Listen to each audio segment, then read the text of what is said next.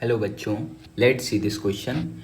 The question says in Young's double slit experiment, the slits are 2 mm apart and are illuminated by photon of two wavelength. Lambda 1 is equal to 12,000 angstrom and lambda 2 is equal to 10,000 angstrom.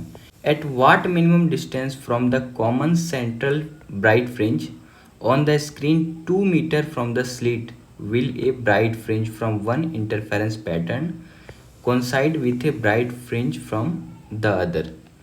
4 option दिया हुआ है। Question में कहा जा रहा है कि young double slit experiment में जो स्मॉल डी का यानी दोनों स्लिट्स के बीच का जो डिस्टेंस है वो 2 mm दिया हुआ है और दो अलग अलग सोर्स का वेवलेंथ दिया हुआ है लैम्डा 1 लैम्डा 2 और कहा जा रहा है कि कॉमन सेंटर से कितना दूरी पर जो ब्राइट फ्रिंज है वो मिल रहा होगा अगर कैपिटल डी यानी स्लिट और स्क्रीन के बीच का दूरी 2 मीटर दिया हुआ है। तो की concept of the question is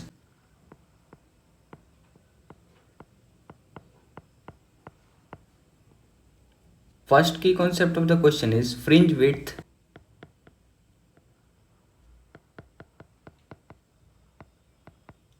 in Young's double slit experiment YDSC में लिख दे रहा हूँ और ये वैल्यू होता है, इसे बीटा से नॉर्मली रिप्रेजेंट करते हैं। तो बीटा इक्वल टू आप लिख सकते हो lambda capital D upon small D. यहाँ पे कैपिटल डी स्लिट्स और स्क्रीन के बीच का दूरी है और स्मॉल डी दो स्लिट्स के बीच का दूरी है। एंड सेकेंड की concept of the question is nth maxima या फिर आप इसे ब्राइट फ्रिंज भी बोल सकते हो, nth मैक्सिमा इन YDSC और ये वैल्यू होता है, आप एक्सन से इसे रिप्रेजेंट करो या YN से भी कर सकते हो। एक्सन इक्वल टू होता है n into lambda capital D upon small D या फिर इसको आप बीटा इंटू एन भी बोल सकते हो या फिर फ्रिंज विड्थ इंटू एन भी बोल सकते हो। तो इन दोनों की कॉन्सेप्ट की हेल्प से हम इस क्वेश्चन को सॉल्व करेंगे। अब क्वेश्चन में कहा गया है कि सपोज यहाँ पे मैं एक normally Young's double slit experiment ले रहा हूँ, ये वाला स्क्रीन है और सपोज ये दोनों स्लिट है, इन दोनों के बीच का दूरी क्वेश्चन में दिया गया है, देखो 2 mm दिया हुआ है, ये दूरी 2 mm है और जो ये वाला कॉमन सेंटर ले लो। सपोज मान लेते हैं कि दोनों का इंटरफेरेंस कुछ इस प्रकार से हो रहा होगा और जो मिनिमम ब्राइट स्पॉट होगा वो कहीं यहाँ पे बन रहा होगा। तो हमें ये वैल्यू ही फाइंड करना है, ये वाला वैल्यू हमें और ये मिनिमम वैल्यू हमें फाइंड करना है। अगर इसे हम लोग x बोल दें तो आप हमें ये वैल्यू फाइंड करना है और कैपिटल D का वैल्यू दिया हुआ है यानी स्लिट से लेकर स्क्रीन के बीच का दूरी, ये D का वैल्यू दिया हुआ है, ये वैल्यू है 2 mm और ये दोनों को आप दो अलग अलग सोर्स मान सकते हो। सपोज ये सोर्स फर्स्ट है और ये सोर्स सेकंड है, दोनों का वेवलेंथ का वैल्यू दिया हुआ है।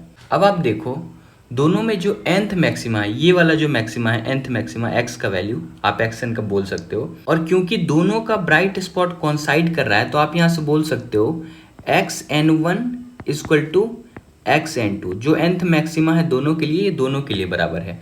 तो xn1 की जगह आप क्या लिख सकते हो, n1 into lambda 1 into capital D by small d, ये xn1 है यानी फर्स्ट वाले का nth maxima is equal to second वाले का nth मैक्सिमा। तो इसके लिए n इक्वल टू आप n2 कर सकते हो, यहाँ पे लैम्डा 1 जो था ये लैम्डा 2 हो जाएगा और capital D by small d ये दोनों के लिए सेम रहेगा। तो यहाँ से आप इजीली देख पा रहे होगे कि ये जो स्मॉल डी दोनों के लिए बराबर है, कैपिटल डी दोनों के लिए बराबर है। तो यहाँ से आप बोल सकते हो n1 by n2 is equal to lambda 2 by lambda 1। ऐसा करने से हमें ये फ़ायदा हुआ कि यहाँ से आप n1 n2 जो मिनिमम वैल्यू है ना वो हम लोग फाइंड कर सकते हैं। तो लैम्डा 2 दिया हुआ है 10,000 एंगस्ट्रम, एंगस्ट्रम में है तो आप दोनों को एंगस्ट्रम में रेशियो कर लो, बात बराबर है। यहाँ पे 12,000 एंगस्ट्रम, अगर आप इसे कट करो तो 30 से 30 और ये 10/12 को आप लिख सकते हो 5/6 और आप देखो ये फ्रैक्शन जो है मिनिमम है, इसके बाद आप पॉइंट में इसे कर सकते हो। तो 5/6 तो यहाँ से जो मिनिमम वैल्यू है या फिर n1 का वैल्यू आप क्या बोल सकते हो, ये इक्वल टू 5 बोल सकते हो। अब यहाँ पे हम लोग क्या कर सकते हैं, xn का वैल्यू निकालने के लिए हम लोग पुट, आप चाहो तो 6 का वैल्यू पुट कर सकते हो वो, लेकिन n2 के लिए आप करोगे तो दोनों में से कोई करेंगे क्योंकि nth मैक्सिमा दोनों के लिए x का वैल्यू बराबर है। तो अगर आप n1 को लेके चलो तो मैं दूसरे पेज में ले रहा हूँ। तो अगर n1 के हिसाब से चलो तो n1 इक्वल टू हमें 5 मिला है और n2 इक्वल टू हमें 6 मिला है। तो n1 के हिसाब से चलें तो लैम्डा 1 कितना था क्वेश्चन में, ये था 12,000 एंगस्ट्रम, ये 12,000 एंगस्ट्रम है। और कैपिटल डी का वैल्यू 2 मीटर दिया हुआ है और स्मॉल डी का वैल्यू 2 mm दिया हुआ है। ये 2 mm है। ये दोनों को आपको एक यूनिट में रखना पड़ेगा। आप चाहो तो n1 से भी कर सकते हो। अगर आप n2 से करो तो वहाँ पे लैम्डा 2 और कैपिटल डी स्मॉल डी दोनों के लिए बराबर है। तो यहाँ से जब आप x का वैल्यू निकालोगे, वही xn का वैल्यू, तो x दोनों के लिए बराबर है। तो यहाँ से आप क्या करोगे, n1 lambda 1 capital D by small D, बस इसे सॉल्व करेंगे, हमारा आंसर आ जाएगा। n1 की जगह हम लोग लिखेंगे 5 और लैम्डा 1 की जगह आप क्या 12,000 एंगस्ट्रम है। तो आप इसे क्या कर सकते हो, 12,000 एंगस्ट्रम और 1 एंगस्ट्रम में 10⁻⁻10 मीटर आप कर सकते हो। तो 10⁻10 हो जाएगा ये, into 2 metre, capital d 2 metre है तो ये स्टैंडर्ड यूनिट में, तो इसे 2 ही रहने, तो डिवाइडेड बाई नीचे वाला जो 2 mm है वो mm में है, तो आप 2 इंटू 10⁻³ mm मीटर करोगे, क्योंकि 1 mm इक्वल टू 10⁻³ मीटर होता है। अगर आप इसे कट करो तो ये वैल्यू 2 से 2 कैंसिल आउट हो जाएगा यहाँ पे, और ये 10⁻³ जो है ये 10⁻7 बन जाएगा।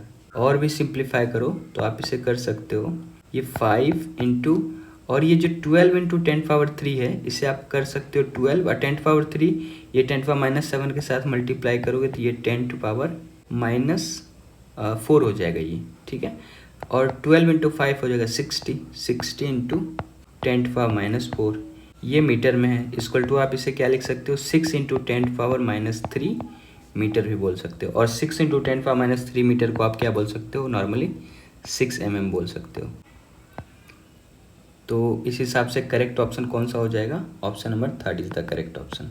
Hope you understood it well, best of luck, thank you.